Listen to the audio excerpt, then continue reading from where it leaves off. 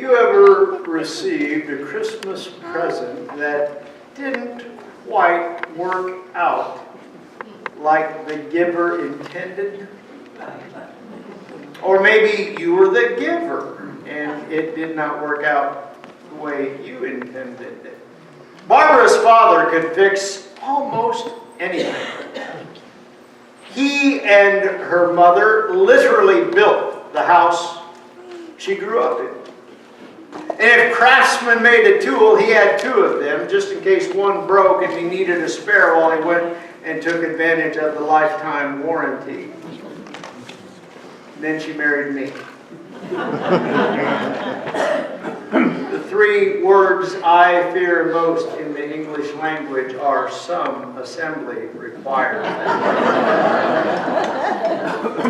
Early in our marriage, Barb's dad thought he'd help his son-in-law by giving me tools and equipment as gifts.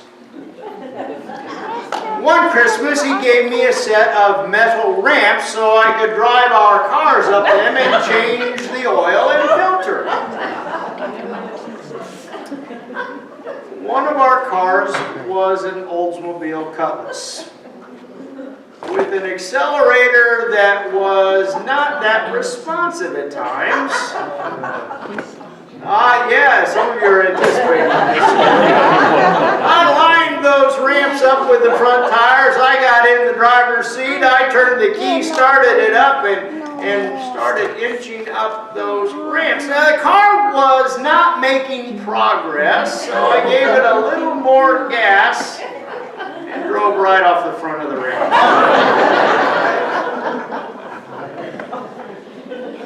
And I may have verbalized some things you won't hear me say now. As I jacked the car up to free it from those now mangled ramps. And that is the last time I tried to change the oil filters in our car. It was not the result my father-in-law intended. This is the season of giving gifts to people we love and acts of charity and compassion, but there are too frequent temptations to focus on securing the perfect presents for others that we may lose sight of the Christmas present before us.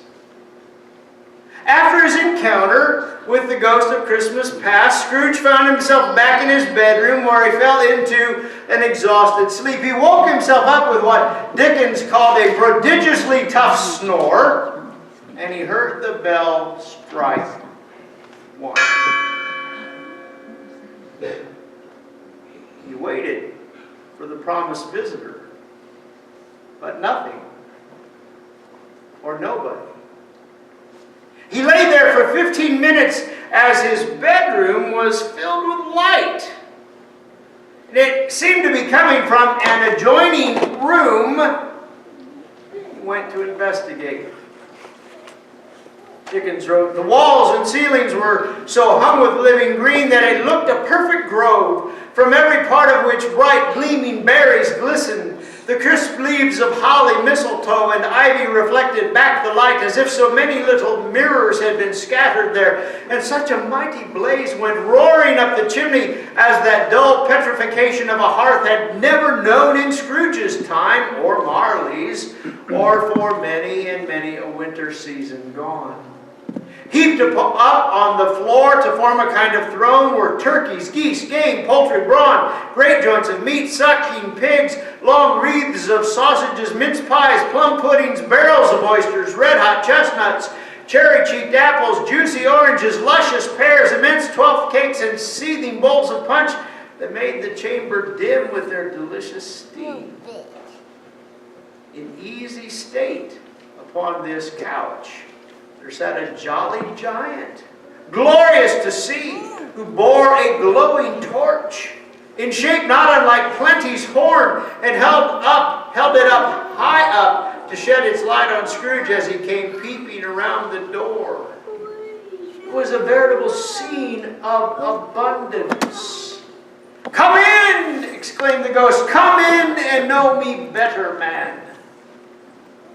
Scrooge entered timidly and hung his head before the Spirit. He was not the dogged Scrooge he had been, and though the Spirit's eyes were clear and kind, he did not like to meet them. "I am the ghost of Christmas present," said the Spirit. "Look upon me." And the ghost of Christmas present takes Scrooge on a journey to see how things are for others. A journey into the present reality. The scene changes to the streets. The author went on to write, "The house fronts looked black enough, and the windows blacker, contrasting with the smooth white sheet of snow upon the roofs, and with the dirtier snow upon the ground, which last deposit had been plowed up in deep furrows by the heavy wheels of carts and wagons. Furrows that crossed and recrossed each other hundreds of times, where the great streets branched off and made intricate channels, hard to trace in the thick yellow mud and icy waters. The sky was gloomy, and the shortest streets were choked up with a dingy mist, half thawed, half frozen, whose heavier particles descended in a shower of sooty atoms, as if all the chimneys in Great Britain had by one consent caught fire and were blazing away to their dear heart's content. There was nothing very cheerful in the climate or the town, and yet was there an air of cheerfulness abroad that the clearest summer air and the brightest summer sun might have endeavored to diffuse in vain. Despite the grim outward appearance, people were cheerful. The Spirit and Scrooge visit the home of Scrooge's clerk, Bob Cratchit, where they see a barely getting by working class family in humble and shabby attire, having an absolute celebration of a rather modest Christmas dinner. Bob and the Cratchit's youngest, Tiny Tim, returned from church. And Mrs. Cratchit, like many parents, wanted to know how Tiny Tim had behaved in church. "As good as gold," said Bob, "and better. Somehow he gets thoughtful sitting by himself so much and thinks the strangest things you ever heard. He told me, coming home, that he hoped the people saw him in the church because he was a cripple, and it might be pleasant to them to remember upon Christmas Day who made lame beggars walk and blind men see." Scrooge asks if Tiny Tim will live, but the Spirit tells him that unless the future is changed, he would not be alive the next Christmas. "If these shadows remain unaltered by the future, none other of my race," returned the ghost, "will find him here. What then? If he be like to die, he had better do it and decrease the surplus population." Don't you hate it when your own words come back to bite you? Scrooge hung his head to hear his own words quoted by the Spirit, and he was overcome with penitence and grief. "Man," said the ghost, "if man you be in heart, not adamant, forbear that wicked cant until you have discovered what the surplus is and where it is. Will you decide what men shall live, what men shall die? It may be that in the sight of heaven you are more worthless and less fit to live than millions like this poor man's child." Oh God, to hear the insect on the leaf pronouncing on the too much life among his hungry brothers in the dust. How easy it is for us to at best pity the poor, or at worst to blame them.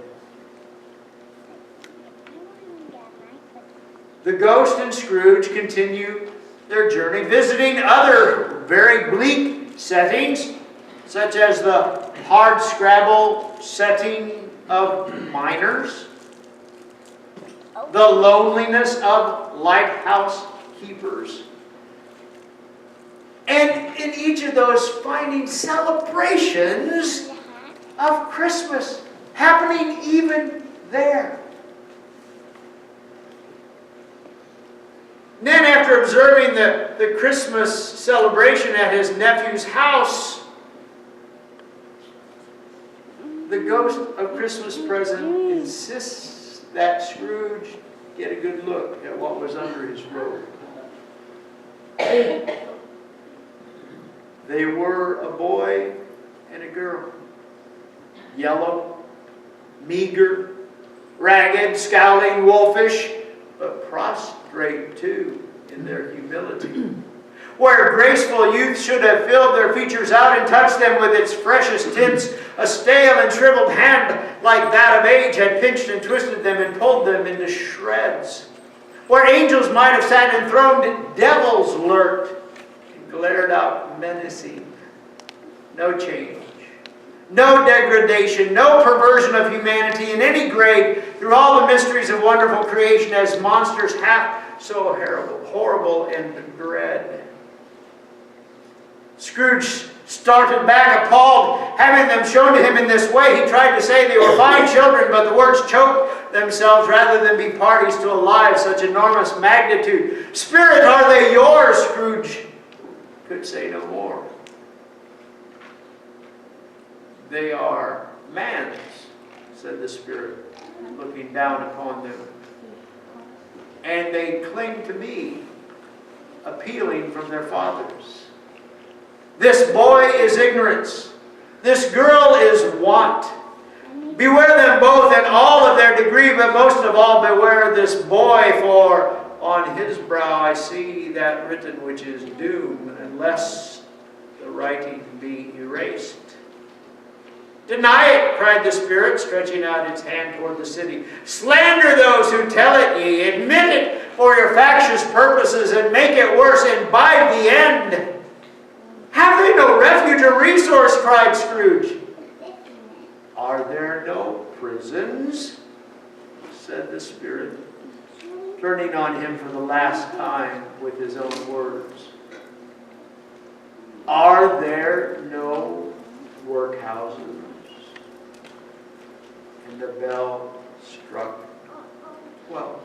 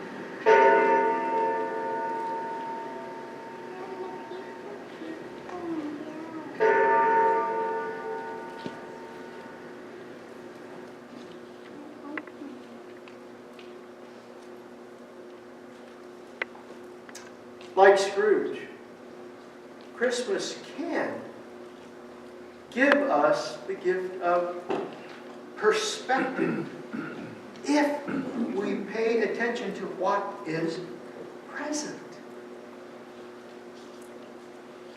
Consider the first people God chose to receive the good news of Christ's birth. They were shepherds.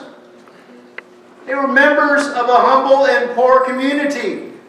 That was not a career choice that was among the more popular and remunerative. couldn't do anything else, you could always go be a shepherd.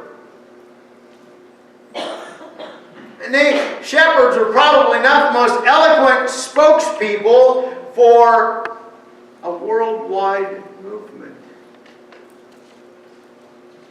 But God shows up in the unlikely, pursuing those who He lifts up as important. Over and over in the Holy Scriptures, God appears in pursuit of what God loves and the lengths God is willing to go for what and who He loves. Jesus' birth is the eye of a storm that continues to turn the world upside down. That's not good news to everyone. Particularly those who think they have it all and deserve even more. And that those who don't have only themselves to blame.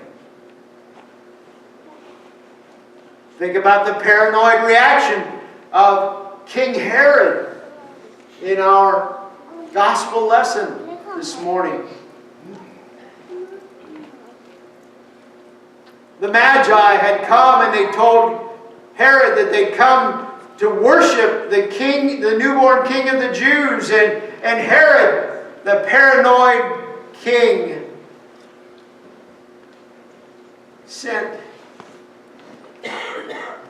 his soldiers out to murder every 2-year-old baby boy in Bethlehem to remove the threat. Threats to power, position, prestige tend to provoke reaction and retaliation. Even when those threats are love.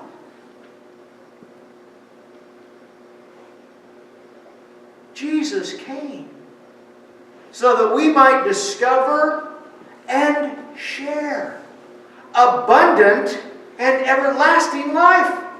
Through Jesus, God has reconciled everything from the depths of the earth to the farthest star in the sky.